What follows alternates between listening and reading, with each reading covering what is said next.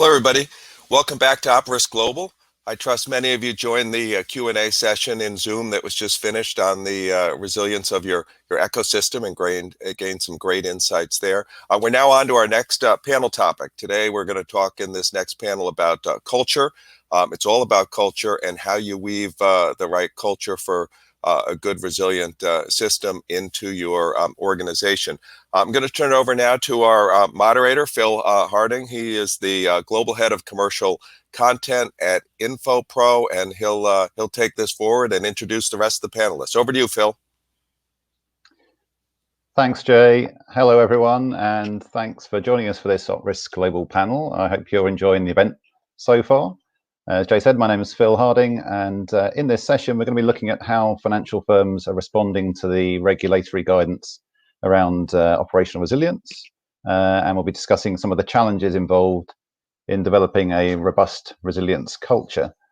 Now, since the Bank of England issued its discussion paper in 2018, it seems to me that momentum has quickly built around the resilience agenda, with regulators in the UK, the US, and Europe and beyond broadly aligned around core principles, focusing on firms' ability to bounce back in the face of critical disruption.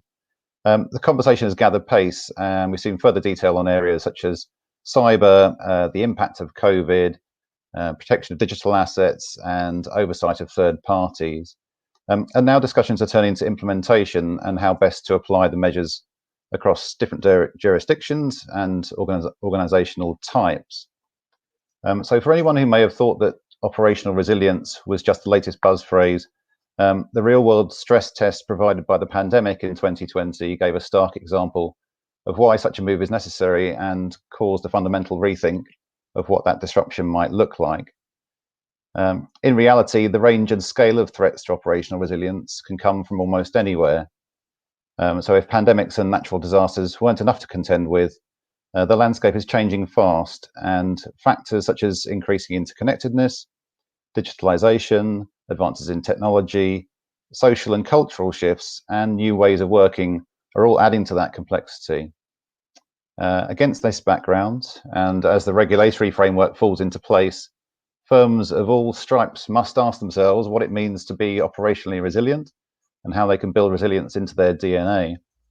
So here to answer these and other thorny questions, we have a highly distinguished panel. They are Anne Ghanie, Head of Regulatory Compliance at Work Orchestration Specialist Cutover, Hacintha Gunawik-Raymer, Global Head of Conduct Transformation and Third-Party Risk at HSBC, Charles Ford, Group Head of Operational Risk at Allied Irish Bank, and finally, Michael Kenny, Vice President for Operational Risk at Freddie Mac. Welcome to you all. So I'd like to, I'll let you introduce yourselves properly in a second, but before we get going, a quick reminder to our audience, please submit questions via the platform at any time. Being a resilient bunch, our speakers tell me they are happy to pick these up as we go, rather than waiting till the end. So I'm hoping you'll be able to test them a little bit. We'll also be posting a poll question, so please let us know your thoughts on that. So to get going, Charles, I'll come to you first with this one. I want to look at the value and definition of operational resilience. Please tell us about operational resilience from your perspective. What does it mean to you, and how should we be defining it? Thank you, Phil, and very happy to be here today. Operational resilience is a topic that I've been involved with since my previous firm, and I represented the firm at the working group that at the time was run by the Bank of England, when the Bank of England really coined the term operational resilience approximately in 2012. And then from that, we're running a very useful cross-markets operational resilience working group, which then moved into under the PRA and then ultimately into UK Finance. And over the years, was engaged with the other regulators globally as they became involved in the topic of operational resilience. And there we've seen the convergence, particularly through the working group at the BCBS. And I suppose for me, the definition of operational resilience comes back to the summary that the regulators are effectively in agreement on, is that it is the ability of firms and including financial market infrastructure and systems as a whole to prevent and adapt and respond to and be able to recover from and learn from any operational disruptions. And clearly from the regulators originally, they had in mind that operational resilient businesses and the services provided by businesses to the markets and to customers need to be resilient to support the economic functions we rely on, enable people to buy goods, borrow money, and transact in the market. So in summary, that's my position on operational resilience and why it's such an important topic. Great stuff. Thank you, Charles. Jacinta, perhaps I can come to you next. Brilliant. Thank you, Phil. I cannot agree more on the point as Charles was highlighting. I think the regulators gave us a view and a bit of a clear direction of travel to say what does operational resilience means. But I think for me, looking at this, operational resiliency is a capacity of an organization to survive and thrive and learn during disruption, which we quite nicely as organizations across globally evidenced last 12 months. So if somebody asks me what is definition, I think there's many definitions and many regulators have tried and given us some definitions. For me, it's a capacity to survive. That is what operational resilience for me is. All about survival. Great stuff. Thank you, Jacinta. Anne, can I come to you next? Yes, of course. Thank you, Phil. I think what operational resilience means to me is echoing the words of Charles and Jacinta, is definitely like putting resilience at the forefront of your organization. In the past, we've thought about resilience in sort of a fix and fail approach, and now we want a more proactive way of looking at resilience, weaving it into the overall organizational structure of the firm. So looking at it for the front of the firm, for the middle, and for the back of the firm, and thinking of resilience in every step of the way. That's what operational resilience truly means to me. Yeah. And do you want to just tell us a little bit about Cutover in terms of the, your perspective and the firms that you work with? Yes, of course. So Cutover is a SaaS solution. We implement different solutions for firms within our space. We work right now heavily in the financial services firm. So I'm looking to implement solutions for top tier 1 banks, where we provide a more proactive approach when it comes to the overall orchestration of different events. So particularly resiliency events, as we may be talking about it, different regulatory initiatives. We look to provide a business process as well as a tech solution if it may fit. Great stuff. Okay, so thank you for that, Anne. And finally, Michael, so Freddie Mac, obviously a slightly different organization. What's your view on this? Yeah, I guess I'm also in the first line, right? So I'm in the business line, and for us, it's not just about being able to recover. I mean, I fully agree with my colleagues here on the panel, but it's also being able to continue delivering, your critical services to your customers. And with that, to me, it means it's also part of the culture of your organization. So it's not viewed as kind of an add-on compliance requirement or exercise, right? It's part of the DNA of the business, of the process, and of the minds and thoughts of the leaders. Yeah, I suppose there's this idea that it's a shift from thinking about operational resilience as just about operations and looking at it more from a business perspective. Would that be right? Yeah, yes, absolutely, right. Again, I think we'll touch upon this, further on into the session. Yeah. But yeah, it's definitely more, part of their day-to-day lives, so to speak, right? So they're definitely looking at it, again, how are they going to be able to perform through all different scenarios, right? Not just your typical day. Yeah. Okay. Now, one thing I'm curious about is, in terms of the regulatory guidance on operational resilience, there's this directive that it sits alongside, I suppose, existing regulations that are already practices that are already well established, such as business continuity and so forth. So I just wonder where you think the operational resilience agenda has particular value above and beyond those existing initiatives, and how you think about it within your organizations in terms of how you adopt this approach. Charles, perhaps I can come to you first with that one. Yeah, certainly, Phil. I think it's important because operational resilience is requiring firms to look at this topic through the lens of their customers and the markets more broadly, as well as other firms, counterparties they engage with, which is a real change. And having to identify the important business services and all of the components of business services, whether that's systems, human resources, physical locations, and mapping the end-to-end delivery and ensuring that there's accountability within the business and owner is quite a cultural change also. So I think that this shift is really important, and I think it's going to be a benefit to the markets and to end customers. Yeah, absolutely. Cynthia, I know you had some views on this one. Engendering a kind of change of mindset, I suppose. How do you look at this one?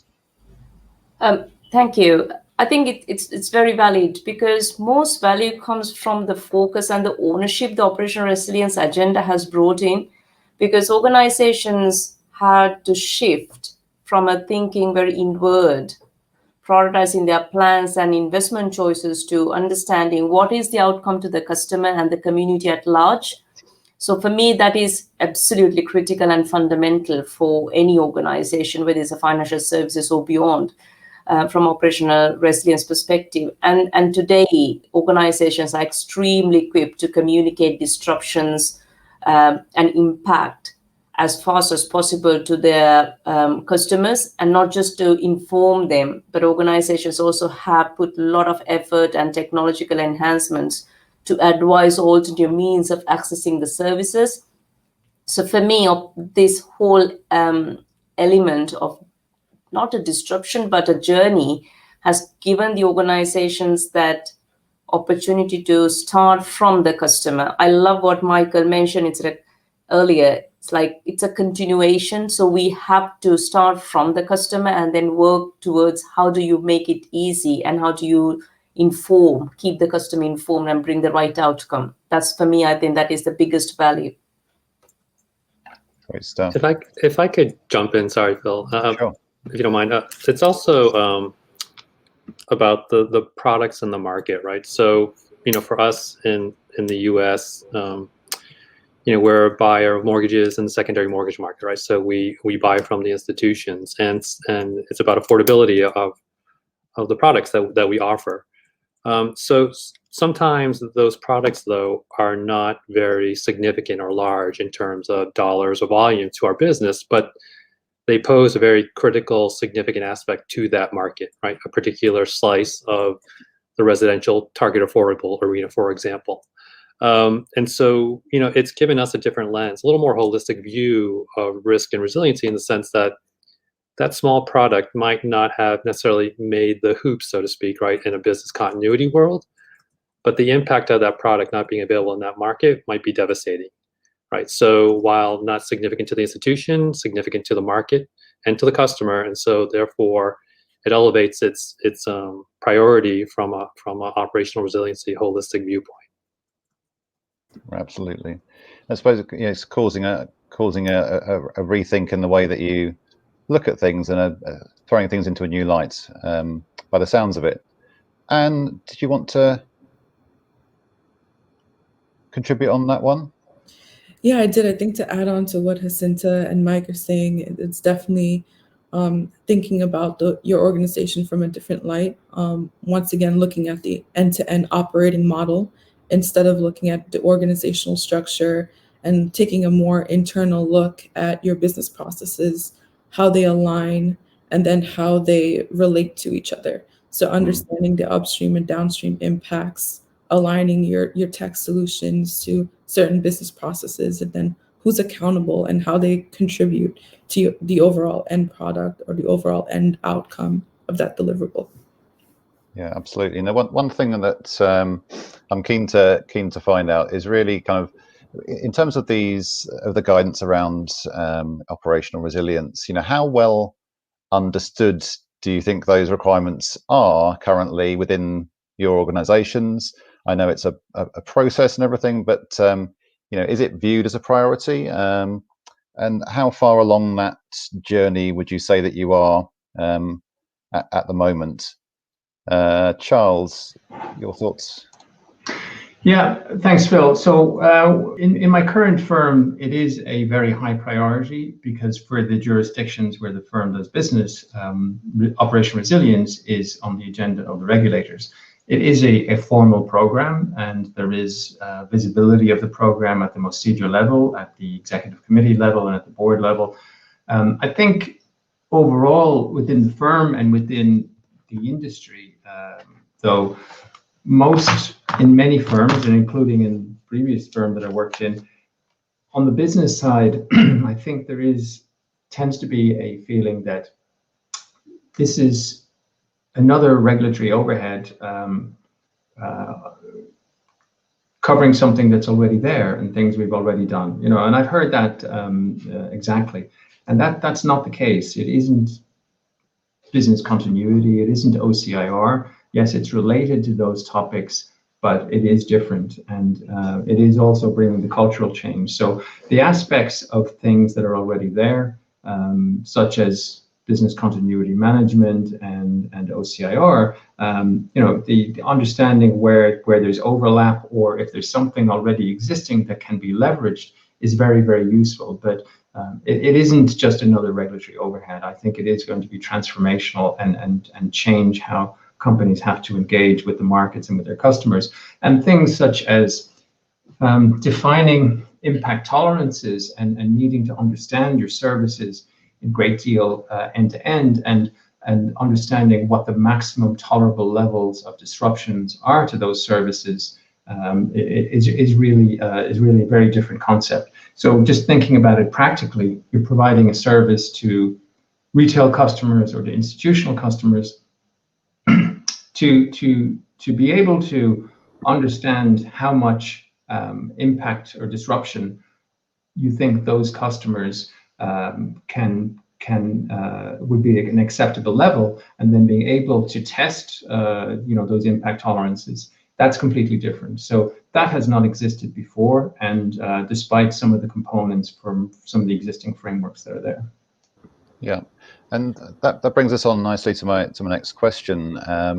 So if we're looking at those key aspects of the resilience agenda, and that runs from defining the business processes, setting those impact tolerances, as you say, and then through to testing, oversight, and self-assessment of how well you're doing, what do you consider as the biggest challenge in that, out of those all difficult tasks? But where do you start with that? And I suppose the other thing is, and I think we talked about this on the prep call, how do you rebuild that operational resilience vehicle when you're already out on the road, if you like?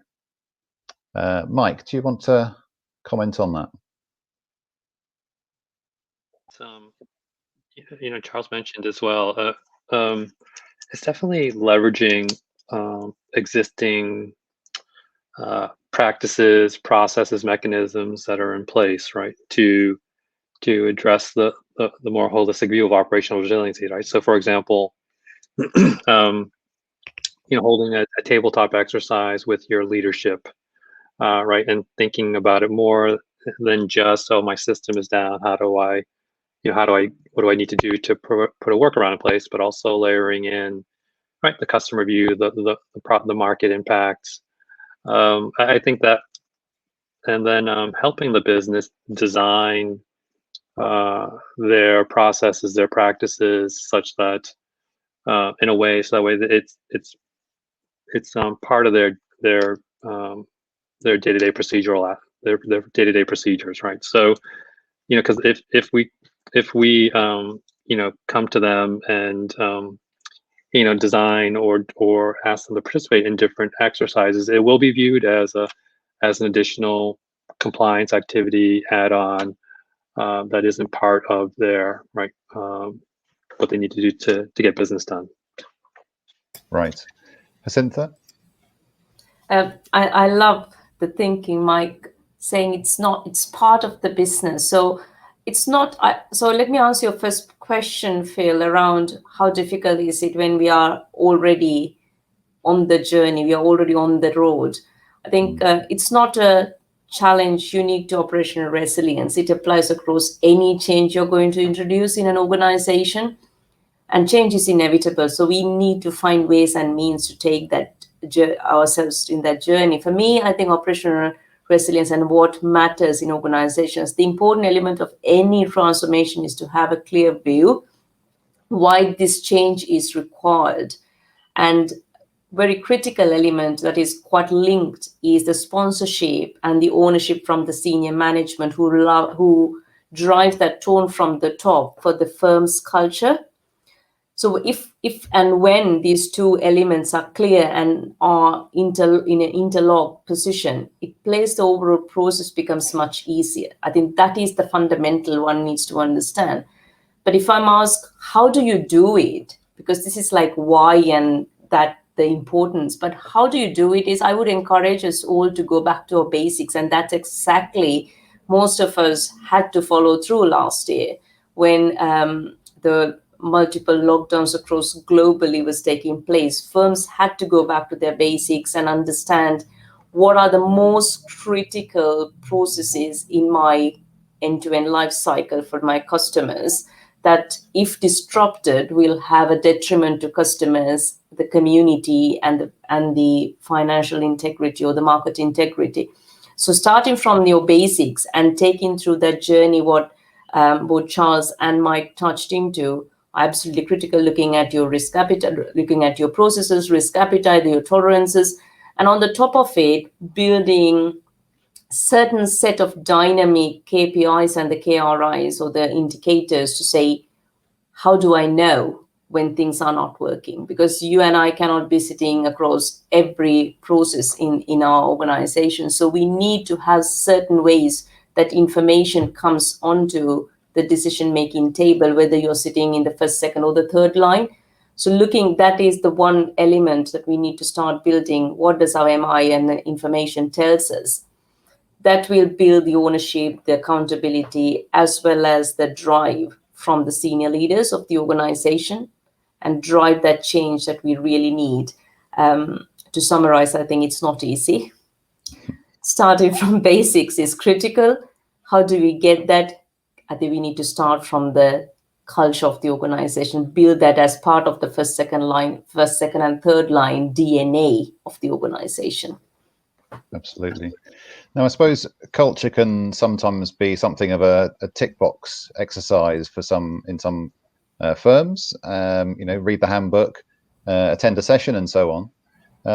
So what do you see as the hallmarks of a strong and resilient culture? What are we looking for there? And your thoughts on that, first of all, please. Sure. Thanks, Phil. I think a couple of things, right? As Jacinta, Charles, and Mike have been touching on, we've in the past looked at our culture and firms like a very vertical. And I think what operational resilience is asking us to do is look at the horizontal, look at how all our critical business services contribute to each other. And I see in firms that I work with day to day, that being a difficult perspective to switch on and off, to say, okay, we're looking at our organizational structure, but we need to take a look at our enterprise operating model, fully understand how they correlate and relate to each other. And then, as Jacinta referenced, taking a look at what key metrics do we want to drive out of that. And a couple of things that are barriers to doing so is one, are we working in an over-regulated environment? Are we coming to a point where we're being too transparent? or how transparent do we want to be as a firm? Those are a couple of things that have been challenging sort of senior leadership and where their headspace is at. Right, and we've got a poll question running on the at the moment on the barriers to driving cultural change in the organisation. Some interesting results coming through. I suppose general resistance to change is coming out on top. Immediately behind that, we have a lack of leadership, which is an interesting one. Charles, can I ask you your thoughts on the results we're seeing from the poll question there on barriers? Yes, Phil, I tend to agree. Lack of leadership and organizational structure and resistance to change, certainly resistance to change, and making the cultural transformation is a major blocker. I think the lack of leadership, some of that may not be intentional, that it may be a result of firms being weary from regulation, in a sense that things are over-regulated and perhaps not seeing the benefit from the outcome of the end state of what resilience will look like. And I think some of the other responses, probably further down, technological limitations probably less of an impact, and again, depending on which jurisdictions firms are operating in. But I do think that resistance to change and the overhead from all of the transformation and change that firms have had to go through is definitely impacting the pace at which resilience is being successfully implemented. Yeah. And Mike, can I come to you then on that? But these are the results you were expecting to see? Any surprises in there for you? No, I guess for me, just the underlying. So, being an operational risk, I tend to look at root cause a lot. So for me, the underlying theme here is people, right? So meaning that the culture of the organization is a direct reflection of the people in that organization, right? So it's definitely one of the biggest challenges, but I think also one of the most rewarding aspects of being in the office, right? So, and it's yes, definitely leadership is there, right? But also, leaders, do they have a genuine appreciation for the health and well-being of their teams, right? What's recognition like, right? Is it visible? Is it thoughtful? Is it more than just a birthday celebration, right? And also, do the teams feel like there's a path for development and growth, right? So I think all these things to me are true indicators of culture, of the firm, of the team, which would have been there, well before even this pandemic. Great stuff. Thank you, Mike. Jacinta, can I ask your thoughts on this? Yeah, I love the point around celebrating our people. For me, I think culture and strategy goes hand in hand. Looking at the poll data, sometimes I wonder if it depends on the market you're operating. So if you're in the UK, where you have a senior management regime, which actually has encouraged the leadership in certain organizations to be more focused about the risk management and the outcome to the customer, not just risk management in isolation. So depends on the market sometimes, these numbers, but for me, predominantly, I think the alignment of your culture of the organization and the strategy has to go hand in hand. For a good example is, if you are sitting in an organization where your investment decisions are made purely looking at your profit and loss account and the return on your investment, rather than the real end-to-end outcome to the customer and managing that risk element impact to the customer, not just a risk for you as internal, but also the risk to the customer. I think that is what drives the behaviors of the senior leadership and the individuals. But I love Mike's point relating to how well do you treat your people, because people comes first. People touch your processes. And last 12 months, I go back to this, we had more or less predominantly 90-95% of our colleagues everyone working from home. A lot of processes were done on your dining table while managing our children, going to school, doing homeschooling. So how do we define that? How do we encourage? How do we drive that right behavior all throughout? Is the test we are all on, and we have actually learned quite a lot. My consciousness is, I think, rather than looking at the technology as a regulator, we should look at what is the culture, what is being measured from a senior leader's perspective, what are you rewarded for? From an operational colleague's perspective, what are you rewarded for?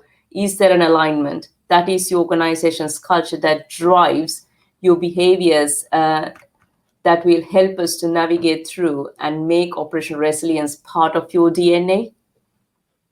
Yeah, absolutely. Well, and personally, I quite like a birthday celebration, so I'm wondering. And I want to dig into that that about what we can learn from the last sort of 12 months a bit further. I just want to ask Anne quickly about her thoughts on the poll answers in terms of the technological, I suppose, limitations being where they are. Anne, what are your thoughts on that one in terms of the barriers to entry? Yeah, absolutely. I think a couple of things, right? I think in firms, I 100% agree with Mike and Jacinta with regards to, people and treating our people well. One thing I wanted to add to that was that I think understanding how you contribute to the firm and understanding how your process is important is something that is important too. It's something that I think people take pride in when they're doing their work. So feeling prideful about what they do and completely providing the transparency and how they contribute to the overall customer satisfaction is really helpful. The technology limitation is definitely there. I think what I've seen day to day is there are a lot of reactive systems and solutions that are in place that don't really enable a more proactive behavior, that doesn't really put resiliency at the forefront of what we do. So getting more and more involved with real-time metrics and more dynamic tool sets and SaaS solutions that are available to provide that real end-to-end visualization of exactly what occurs during a process, for example, is something that's creating different behaviors and driving different behaviors. And being able to foster that at the level that I've seen has definitely been significant in different firms. For example, instead of taking a fix on fail report or being able to download a data set and manipulate it later on in time, being able to provide like real-time analytics and being able to provide real-time statuses is definitely something that we want to foster going forward. Right, thank you, Anne. And I'll come back to that that question about what we've learned from the last 12 months. I'm hearing from not just from my panel members here, but a number of conversations I've been having about how people have stepped up to the mark in the last 12 months, how people have gone beyond their sort of set roles, I suppose, to adopt a can-do mentality in the way that we address crisis situations.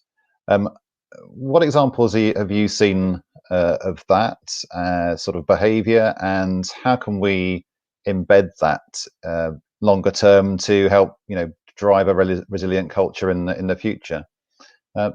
Jacinta, I'll come back to you first because I know that you had a few examples. Yeah, thank you, Phil. I think the first thing for me is, and the biggest learning for me personally, was our capacity as individuals and organizations to execute change at a much faster pace, because we did not have a plan B. If you understand what I mean, we didn't have a plan B, we only had a plan A and we had to execute. So that collective journey across the organizations, whether you're sitting in the business, which is the first line or the second line or the third line, regardless, join up approach. How can you embed that? Is, I think, very simple in a way, because that goes back to how did you reward that outcome, that individual ownership in the last 12 months? We'll drive and encourage people to follow the same model going forward. It's not what we learned. I think we learned quite a lot, but we have to embed it, all the good things we learned and all the good things that helped us to make it easy for our customers to survive through those crises, and support our colleagues the way that we supported them over throughout that period as well. For the second thing, I would say is a very clear observation for any organization. It's that internal culture rather than very internal focus, managing things because your regulator asks you to do so. Organizations became extremely customer centric, and I would call it even obsessed about the customer. There wasn't a single organization I can think of that went in to say, I am doing this, especially if you're in a financial services industry where the payment holidays were introduced by many regulators globally.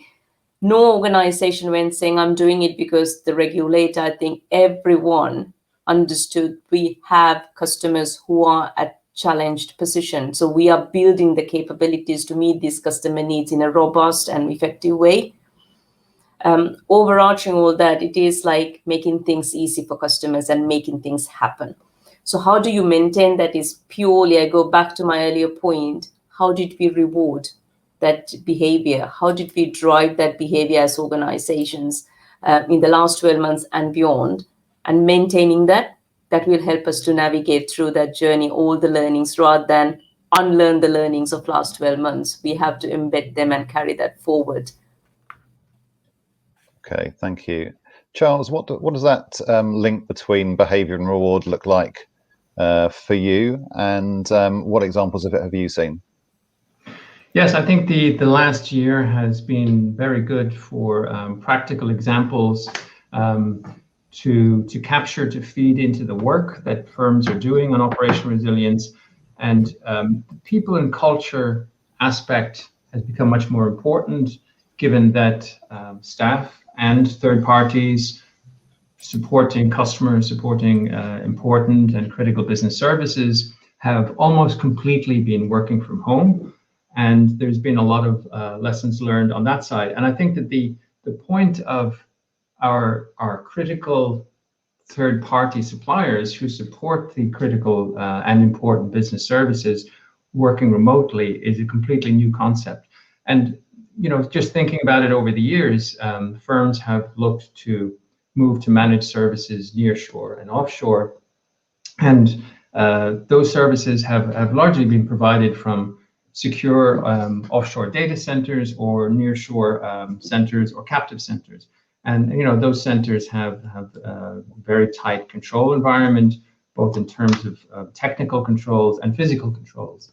And last year we saw something that we hadn't seen before, where particularly the external third-party strategic partners, their staff had to work remotely, and so bypassing that control environment. So that was a real lesson learned in having to respond very, very quickly in an agile fashion and risk assess what the impacts may be.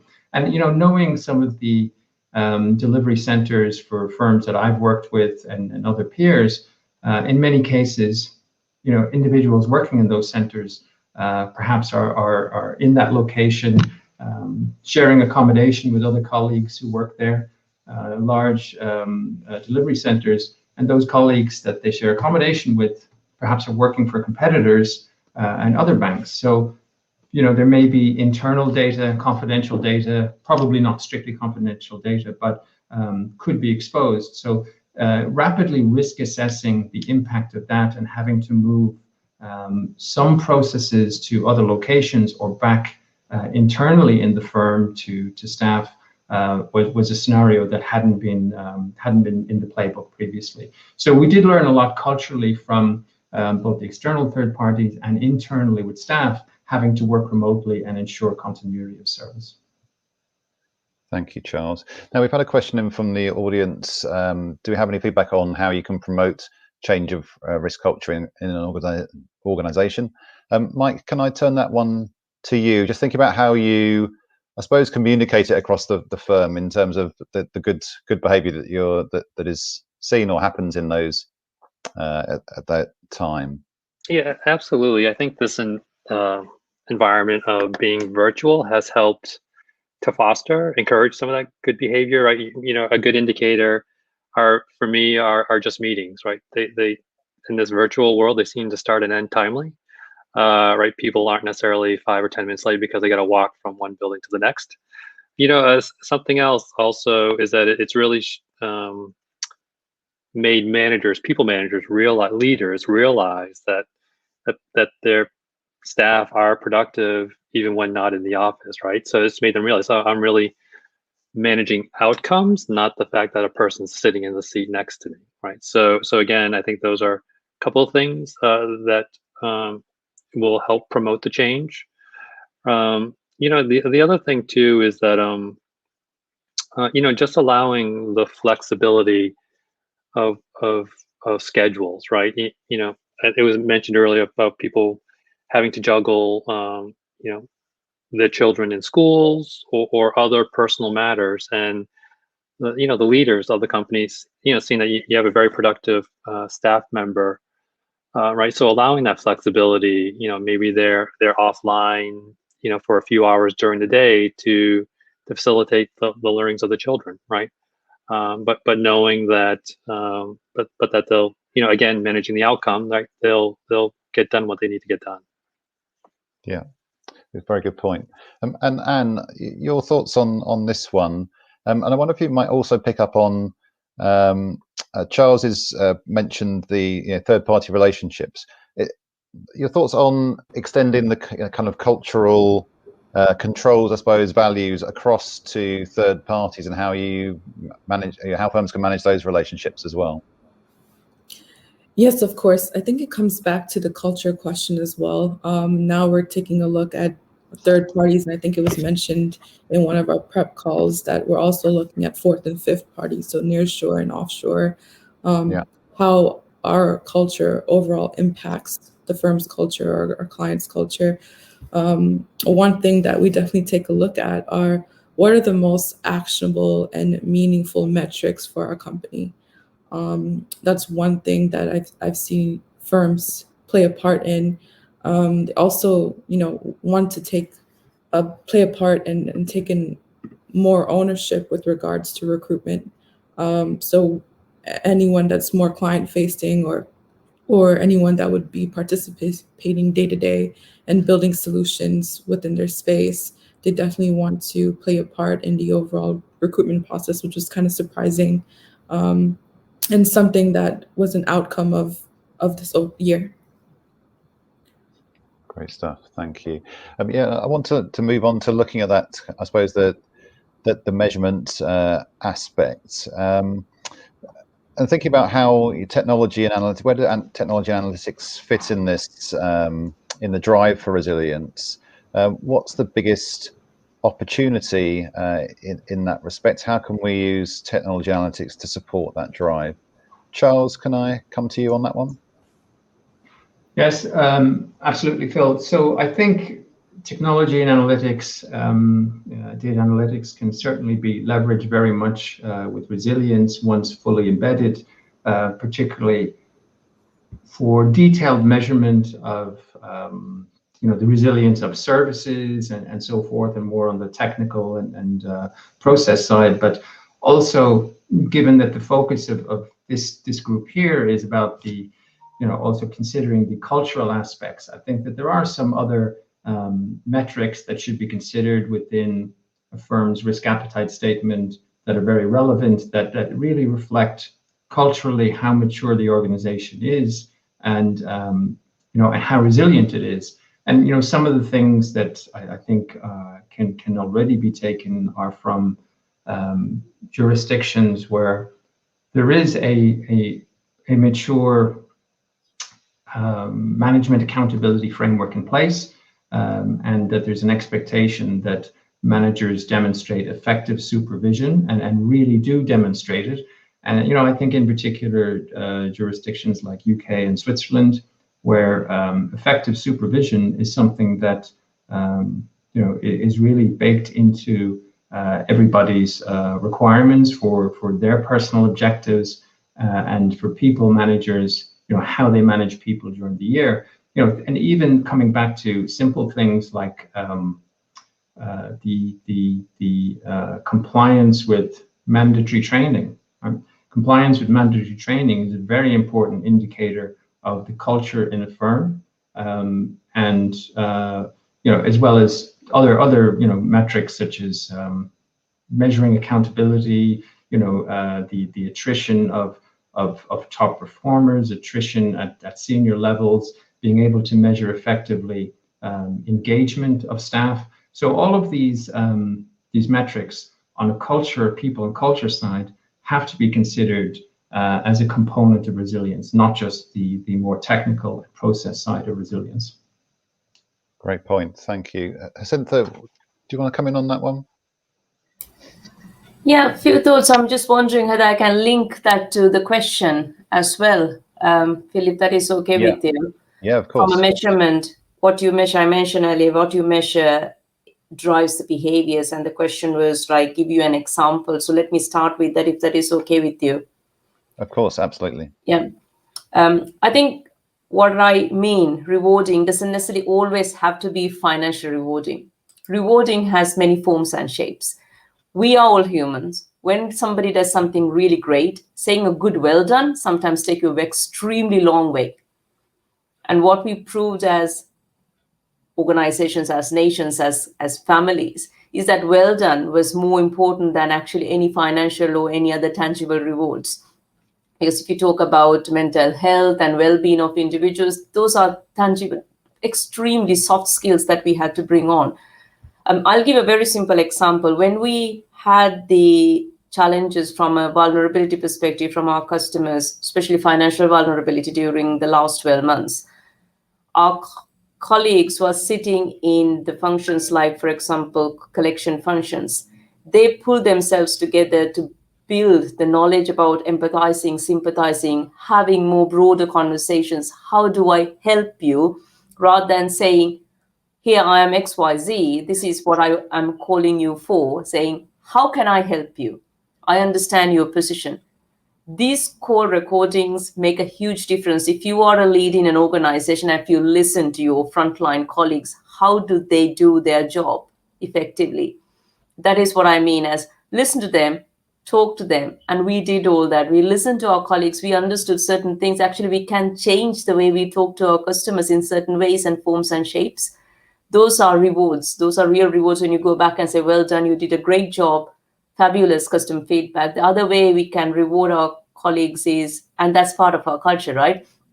Looking at the MI that you see for information you see from a customer feedback. Customer feedback is like a gift. It's a gift. Your customers tell you what is working and what is not working. How do you use it effectively is what matters when you measure success in an organization. Whether it's a resilience or any other risk category, you need to use that customer feedback effectively. And if you come across individuals being informed or mentioned in your feedback, rewarding that feedback, sharing that feedback broadly, gives a huge boost to the morale of the teams, and they feel like driving the right culture in the organization. But I also want to touch the third party element, because we touched that. There's a fundamental thought around these third parties coming into the picture. It's not just the third parties. I would encourage us to look at the fourth and the fifth parties. Do we have real-time stress testing MI around us, the information? Do we have understanding how these third, fourth, and fifth parties manage the incentive frameworks? And also bring in the measurements about timely customer communications. How often have we gone back to customers on time, real time, when operation disruptions are taking place? So those sort of elements are not necessarily all the KPIs we look at day in, day out in organizations. We need to get into that space using more dynamic data analytic based KPIs rather than I don't like to use the word old school, but I'm using it now because I'm running out of words here, Phil. Yeah, I'm old school too. The fundamental is looking at static data versus dynamic data through data analytics might be the way forward for organizations to follow through. And that is not new news, because a lot of companies outside financial services or many other organizations we are representing, a lot of organizations use that. Yeah, well, let's bring Anne in on this one then, because, and I know one of the things that you commented on in our prep calls was talking about the abundance of data and KPIs that are kind of mostly backward looking. How should we be measuring performance? How can we sort of move to a more proactive approach?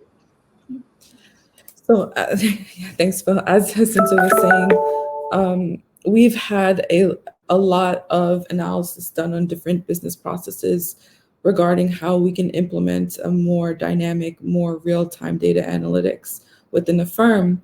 And for example, once we perform the exercise where we're looking at the overall ecosystem of the firm, so how different tool sets and different platforms contribute to the overall end goal, we see that there are a lot of stale data or homegrown systems that are built. Typically in firms, they build homegrown solutions for a very siloed part of the organization to solve for one particular problem. Going forward, what we need to do is align the end-to-end process. So create enterprise solutions where you understand how different people participate in that process, why that process is important, and take a look at real-time analytics across the entire process versus just providing real-time analytics for a piece of the puzzle and having stale data sort of contribute to that. We want to get rid of that mindset and take on that full end-to-end approach. What we've been seeing is that it's been a little difficult in terms of understanding where the solution sits, for example, so where it needs to best sit, for example. So if it is coming from a revenue-making function, which is typically where, firms tend to have the most budget, how do we correlate that mindset down? How do we pass it to the middle, the operations piece? And then how do we get those pieces to understand as that they play an equally important part to the piece of the puzzle? Right. And I know that, Mike, you had some thoughts on other sort of warning signs that we might be looking out for. What are your thoughts on the kind of the role of non-financial risks in that we might be measuring and in determining operational resilience? Yeah, absolutely. I think one of my favorite indicators is just the simple self-identification of issues, right? I think with the meaning that the business is the one raising their hand and saying, "Hey, I have an issue here," right? To me, I think that speaks volumes to all that we touched upon, right? The culture of the organization, right? Not penalizing the fact that there's an issue, but rewarding or saying, "Hey, I have a problem here. How do we fix it?"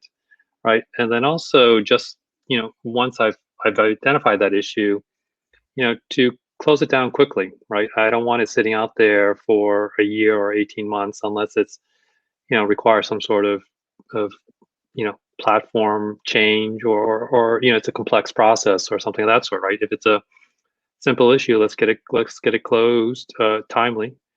So I think those are two great examples of indicators of not just the culture, but also how resiliency is viewed, right? Because again, it's something that the business will hopefully raise and then also be on board to close it down quickly, right? It's their level of engagement around these things. Yeah, thank you, Mike. Charles, I'm going to bring you in on this one. Also, I wondered if you could comment on with the role that regulators are going to be playing in this one. How are they looking at measuring resilience? I know there's some differing views coming through. What do you think we're going to see in the future from how regulators will sort of measure these firms' resilience and get the feedback that they need? Yeah, I think initially, Phil, it's clear that the regulators will focus on the definition and measurement of impact tolerances. So very much on the systems and process side, looking at how the impact tolerances are set, how they're tested, what the maximum tolerances are. And how firms can remain within those tolerances and what the outcome will be from the testing, particularly in those locations where self-assessment will need to be done, such as within the UK. But I think increasingly, as resilience gets embedded then the regulators will look at the softer elements of, what's the human risk component of delivering resilience, and what are the components of a resilient culture and an organization to support it. And so we haven't seen that detail yet. I think the initial focus is definitely going to be on the more around the actual system and process side. But referencing back to a comment that Mike made earlier, that it is really about the outcomes. So as they look at the outcomes of real world delivery of services and of the testing, increasingly the people and culture aspects will play a larger role. Thank you, Charles. Amazingly, we're coming to the end of our time already. So we've got probably 30 seconds for final thoughts from each of you, maybe your hopes and fears for the future. Jacinta, can I put that one on you first? I think the hopes and the dreams of future for me really is that we maintain what we learned. I think we had to build certain muscle capacity last 12 months. I think how do we take that learning and keep it embedded in the organization is, for me, the most fundamental. Great stuff. Anne? Yeah, I would say that everyone is accountable for resiliency. Anyone from the mailroom to the boardroom should feel that they play a part in the overall resilient culture. Thank you. Mike? Yeah, for me, it's just getting back in the office and being able to have a conversation and go out to lunch with someone. Well, that would be nice, wouldn't it? Right, or to have a happy hour again. That's what I'm hopeful for. This is why I have a drinks cabinet behind me. Anyway, Charles, final word from you. Yeah, and really two brief things from me, Phil, is really that there's been a lot of good work done so far, and actually I don't think a lot of it has been communicated externally to the public and to the markets about the work on resilience and really the sincere effort to provide services in a more resilient manner.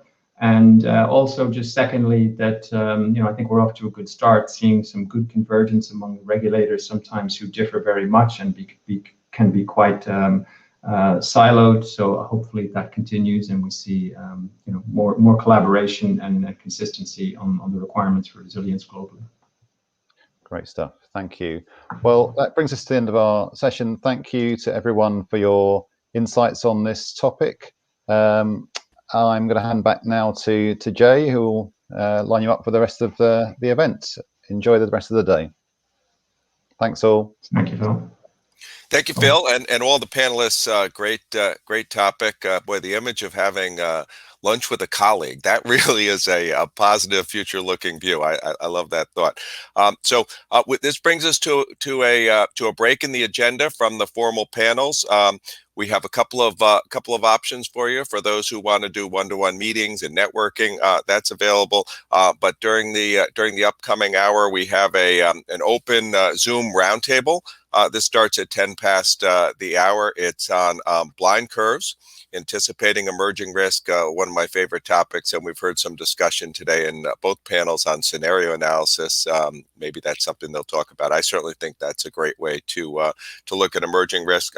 Paula Fontana of Fusion Risk and Joseph Wolf of AQR Capital Management will run that open roundtable, and that is confidential, not recorded. It's Chatham House rules, so again, you can be a little free-flowing in your questions there. And then at 12:20 New York time, you're all on lots of different time zones, so I'll be New York centric. 12:20 New York time, we start up again with our panels, and we have a panel on the executive boardroom and creating a blueprint for resilience. So stay tuned and join back for that as well.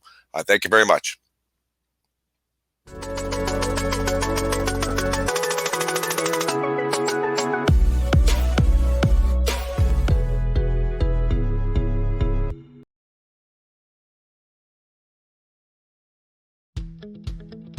Are you set up for strong operational resilience? Sustaining core business services is critical for resilience. Manual and outdated resilience processes can no longer manage today's technology landscape. Organizations need a dynamic solution to quickly and accurately test resilience and respond and recover when an incident occurs. Welcome to Cutover, the leader in work orchestration and observability. Cutover is the only platform that allows you to plan, rehearse, orchestrate, and analyze all your resilience activities, whether it's service and application testing, building power downs, data center failover testing, or production failover. Are your recovery plans hard to maintain and regularly out of date? Cutover hosts your recovery plans, ready to be executed as part of a scheduled test or incident response. Find plans easily with search and filtering, and reference data from your other systems. Use existing plans or build new ones from standardized templates. Do your recovery test events take weeks or even months to prepare? With Cutover, you can create and orchestrate test plans and events using previous event data to drive continuous improvement. Planning time is reduced to just a few hours, making for a more realistic test of your company's crisis responsibility. Is resilience rehearsal hindered by a lack of good tooling? Dynamic and interactive rehearsals mean that teams are better prepared for an event. Is getting full visibility into your resilience activities a struggle? Cutover helps users understand live progress, make fact-based decisions, move forward safely, and assign and understand accountability without having to pull data from disparate sources. Cutover's timeline gives a high-level view of live and upcoming events with the ability to drill down into the detail. Is it difficult to provide consistent reporting to regulators? Cutover automatically provides a comprehensive source of record for regulatory compliance, as well as analytics for improvement. With Cutover, you can move quickly with confidence.